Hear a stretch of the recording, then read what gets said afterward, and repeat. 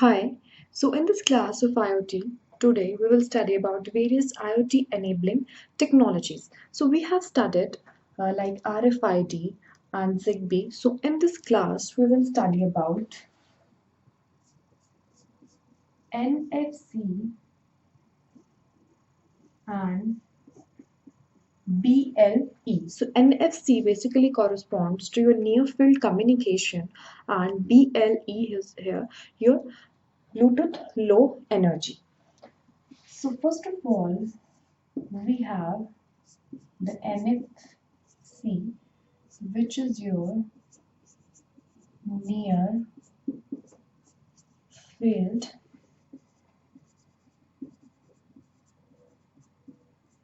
communication. So for near field communication, this is basically a technology which enables two devices to communicate with each other.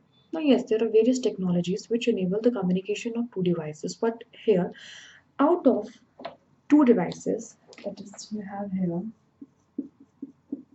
the device 1 and the device 2. We're saying that NFC is here going to enable communication between these two devices, but one of these devices can be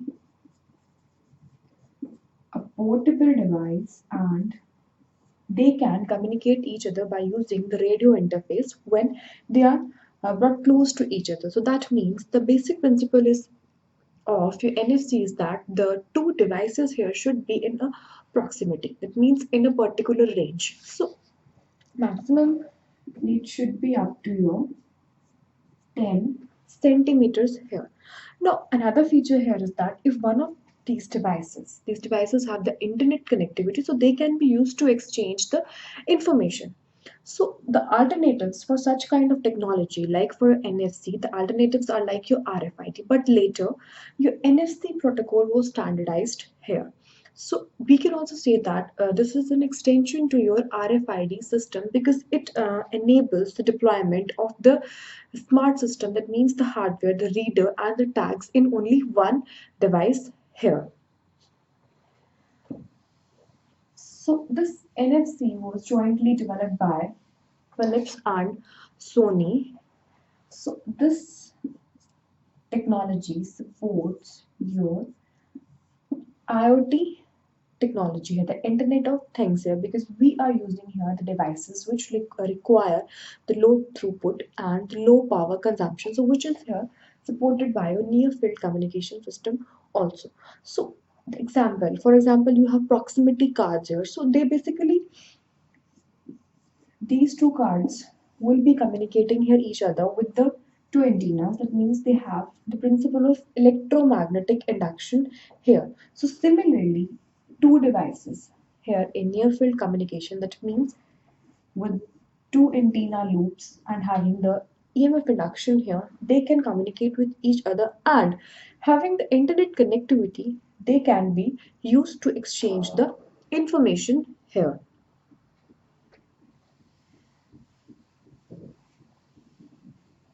So this NFC also operates in the ISM band, that's from 868 megahertz, 915 megahertz, and your 2.4 gigahertz.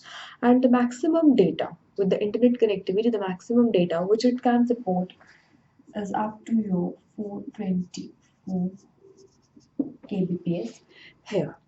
Now, how does this technique work? That means for two systems, if they have to enable this near field communications, what are the requirements? What are the hardwares? So basically, in RFID system, we know that we had a tag, RFID tag, and the reader. So similarly here, for NFC systems, you require NFC reader and the NFC tag here.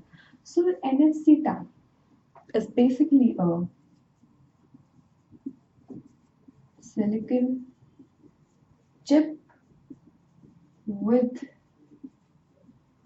memory. So this tag is basically integrated into a circuit. That means it has some external connections also, but this tag has passive Or we can say that this is a passive tag here. That means when the request will be initiated here by the NFC reader, so it will just consume a small amount of energy here from the mobile device and then receive the request, and vice versa, it can relay the information, it can transfer the information from that small portion of energy. So we have here the power consumption or energy efficiency in these technologies. So this is just a silicon chip with your memory integration. That means it contains a memory as it is receiving the information here from the reader. So being a passive tag, it will be activated here by the energy which it will observe or consume from the mobile device. Now we have the NFC reader.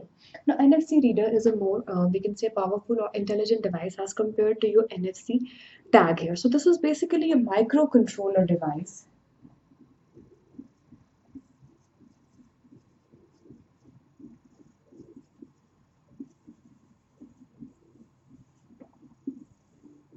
with a smart reader system integrated in that. Now basically this reader here is responsible for creating that, or we can say that having the generating that radio interface between these two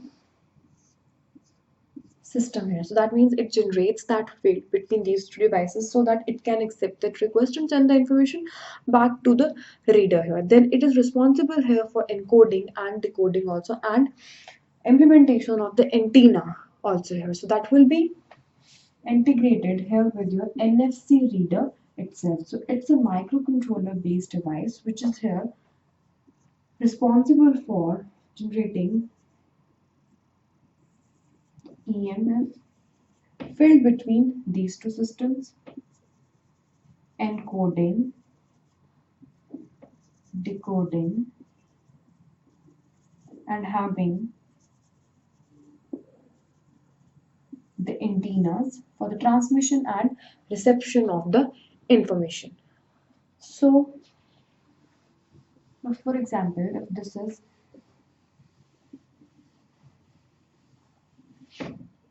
an NFC enabled device 1, and this is NFC device 2. So one of them wants to initiate the communication. So we can say that if this is the initiator device and this is your target device. The most commonly used encoding technique here for NFC is the Manchester encoding technique. Now, this here wants to communicate with this. This is your target, so it will send here. These are your EM waves here.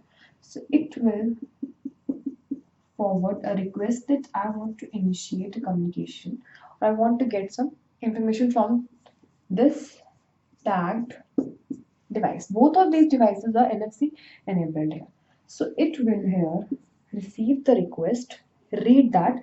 Now, this device is basically inactive. So when it will initiate the communication here, that means it will send the initiation message. So it is generating this EMF field here and then this is activated. So that means this device here is activated due to your initiator device, and then it will consume a small portion of energy of this device, and with the help of that energy, that means being a passive tag, it will respond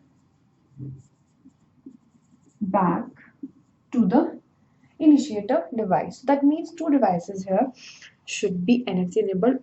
Either of them can act as a tag and a reader, so they just have to be in close proximity so that the field is generated here by this device and then they can communicate with each other.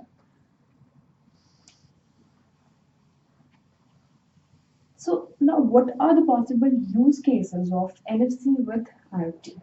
NFC use cases in IoT. Next thing.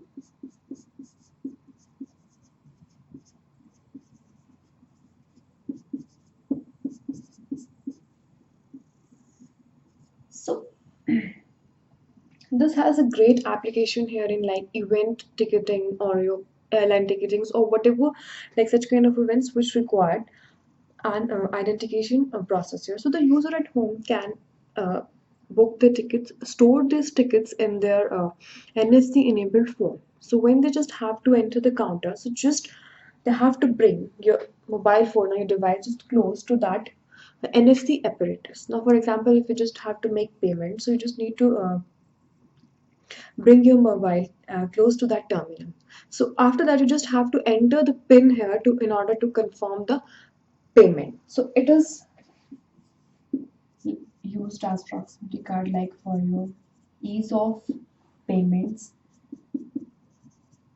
event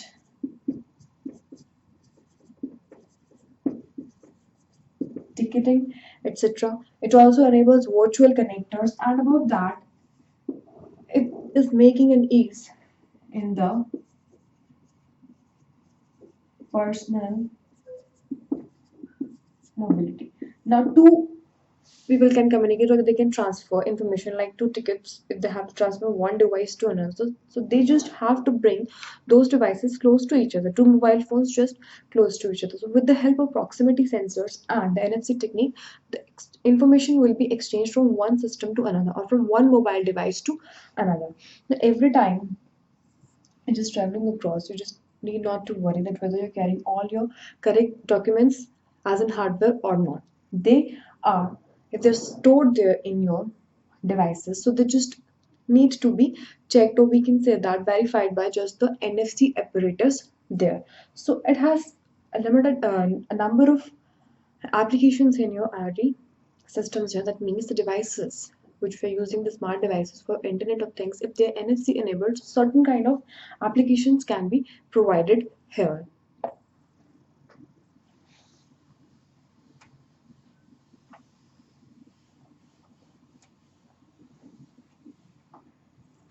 Now after NFC, the next technique which we will study is your BLE, which is your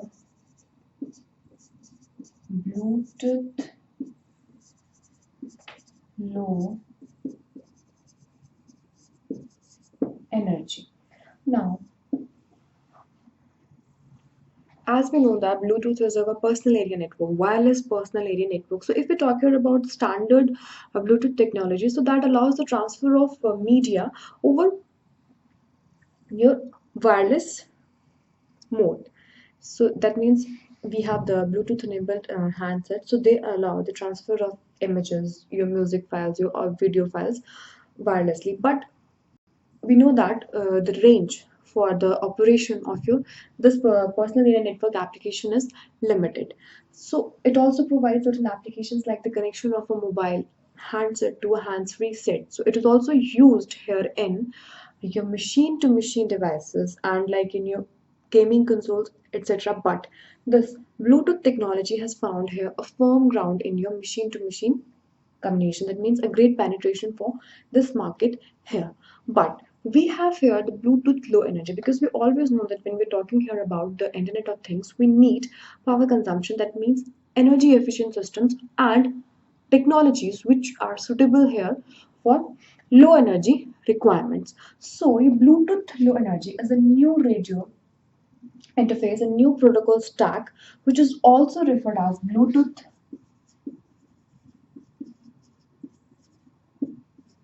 Smart or your Bluetooth Low Energy, which is also your wireless personal area network. So it will here operate like your Bluetooth systems, but with this.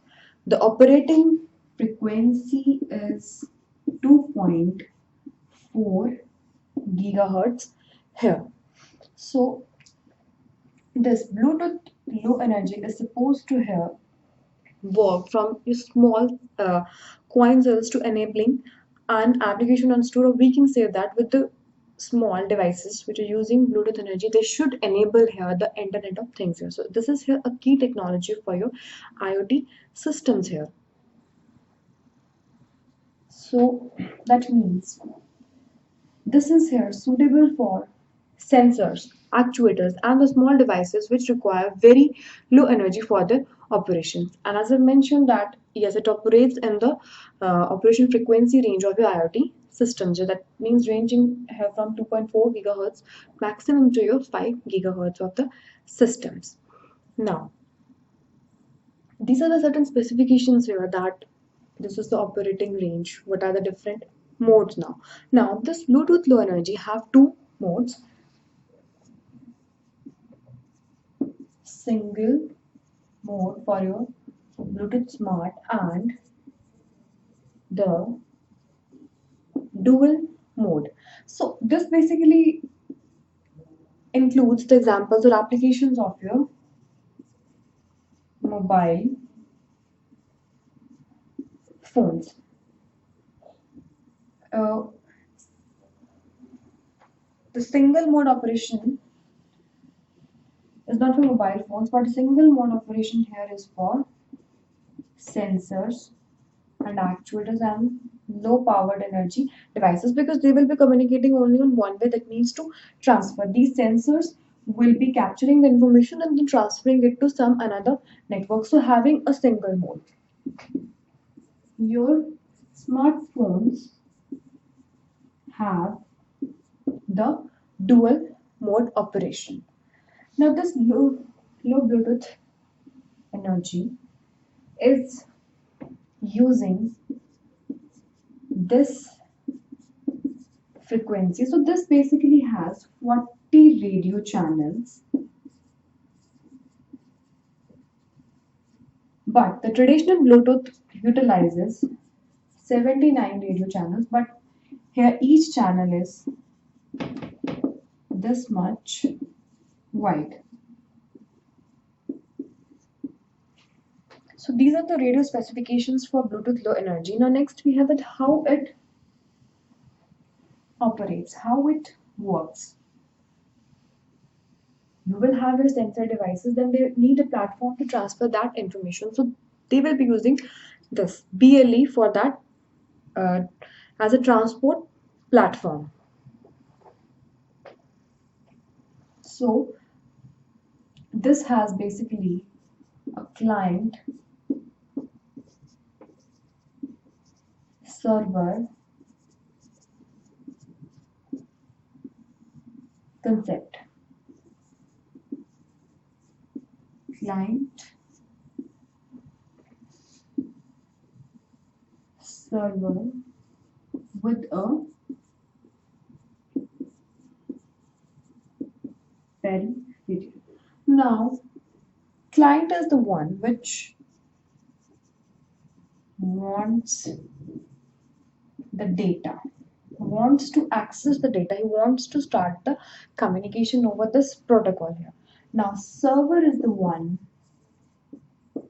that has data. So that means it's like a peripheral device, and this could be like your smartphone which wants to access the server in order to get the information. So these are two main devices. So that means the components here for your BLE, having a client, it could be like your smartphone, and server could be like your sensor or actuator which is actually having the data.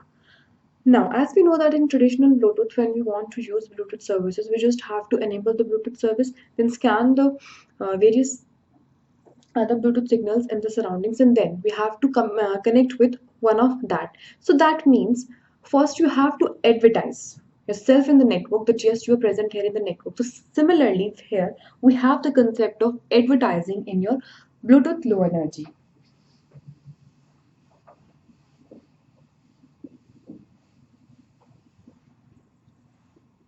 Advertising.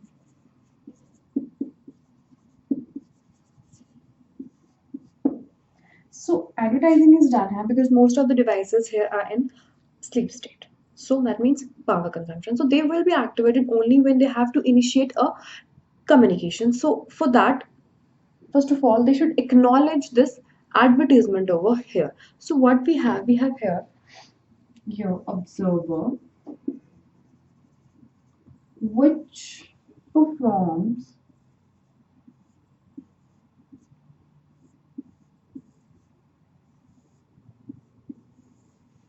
the scanning. Now after that we have here clients, different clients which are advertising. So we can say that these are the various slave devices which basically advertise themselves in the network that they want to initiate a communication here. Now then we have the server here, or we can say that the observer which is scanning. So when it finds that yes, it wants to connect this particular system, it will initiate a communication. So this is how uh, this advertisement here work in your Bluetooth low energy and acts as an energy efficient system here, because most of these devices here are in sleep state, but when they have to initiate a communication they have to advertise. So when it finds a suitable device to connect it, it will start a communication here, or it will start the initiation request to in order to connect to this particular client here. Now, use cases for Bluetooth Low Energy in your IoT.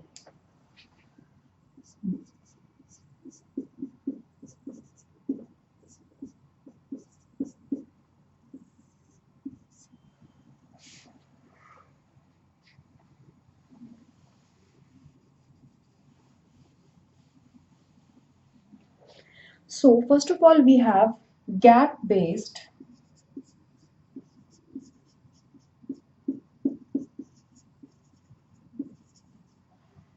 device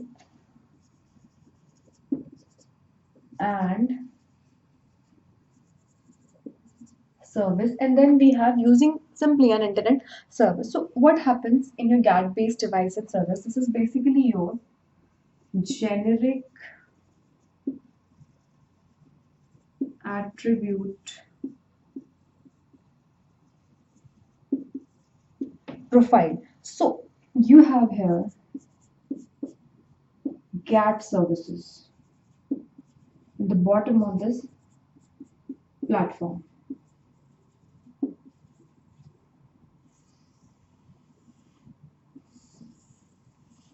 Then you have here a number of devices. Then these are here connected to routing softwares.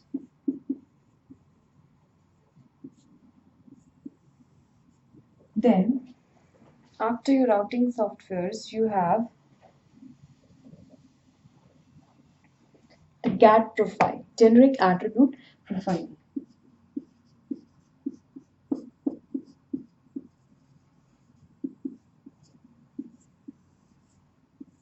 Now, then API server here, or you have here some application.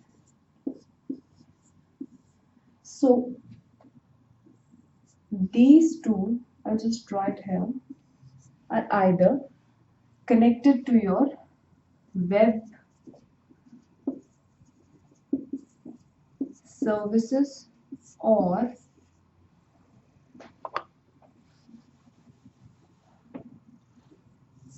either your cloud service. So that means the devices here uh, working on your Bluetooth low energy, if they have to access the internet, so they have to access that using this gateway, which is provided by your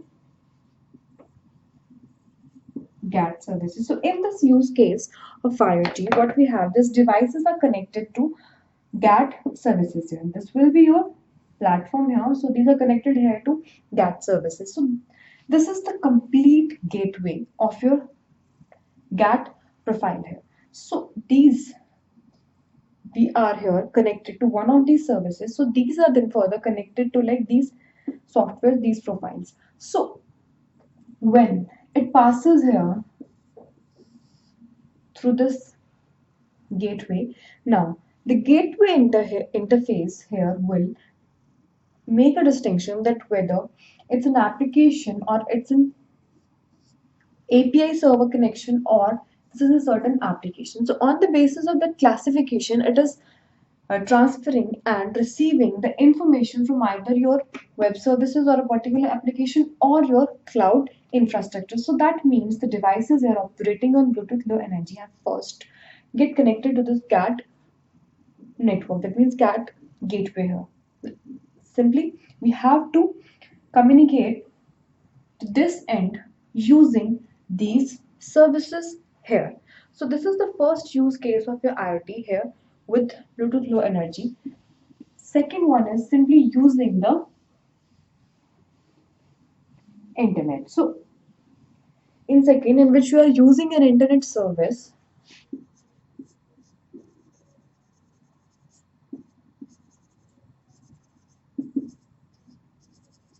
here